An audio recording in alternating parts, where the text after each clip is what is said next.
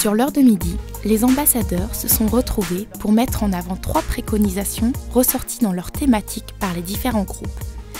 Ils ont réalisé une vidéo d'une vingtaine de minutes qui a été projetée à 14 h dans l'auditorium en guise de synthèse des débats du matin.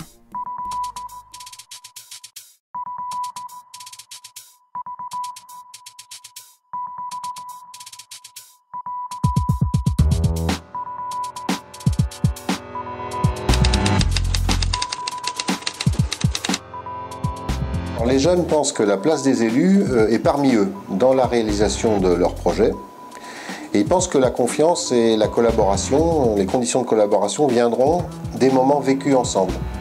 Ça, c'est quelque chose sur lequel ils ont beaucoup insisté, parce qu'ils refusent finalement une relation avec les élus qui soit uniquement fondée sur la promesse. Et alors une remarque importante sur ce même mode, c'est lorsqu'ils estiment que les professionnels servent trop de relais de la parole politique.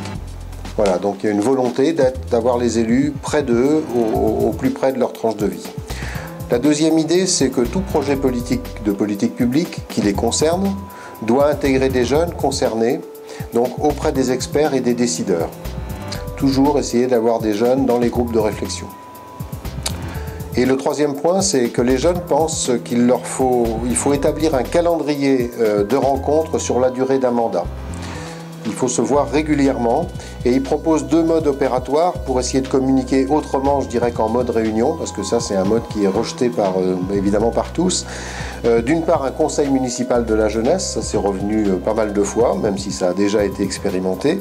Et puis une autre proposition qui est de créer des événements annuels sur les quartiers où on pourrait rencontrer des élus sur un mode plus détendu, plus informel.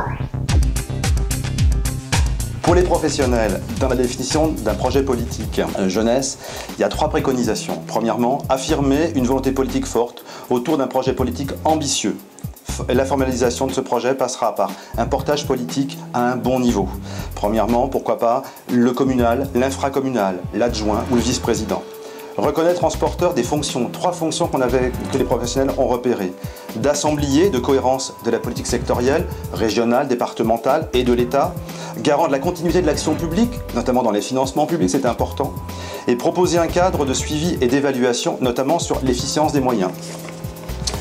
La deuxième préconisation était sur associer les jeunes, les experts, les décideurs à la définition du projet politique. Donc mobiliser et responsabiliser les jeunes. Une proposition a été faite, pourquoi pas le droit de vote à 16 ans. La troisième préconisation est donc de rédiger un projet politique qui prendra en compte à la fois une réalité de terrain, la vraie vie, et puis le sens politique, les valeurs. Avec plusieurs idées, un seul espace de concertation qui fixera des priorités, qui donnera du sens et de la méthode, qui organisera un calendrier et qui proposera un plan de communication lisible afin de faire savoir l'intention et les enjeux politiques. Pour les élus, 3 préconisations. Engager une démarche participative sur la durée, en amont, avec l'ensemble des acteurs et des bénéficiaires pour construire le projet. Deuxième préconisation, élaborer une charte, un schéma directeur, voire aller jusqu'à la prise de compétences jeunesse pour l'agglomération. Troisième préconisation, créer des espaces de rencontre et de débat entre les élus, les acteurs et les bénéficiaires.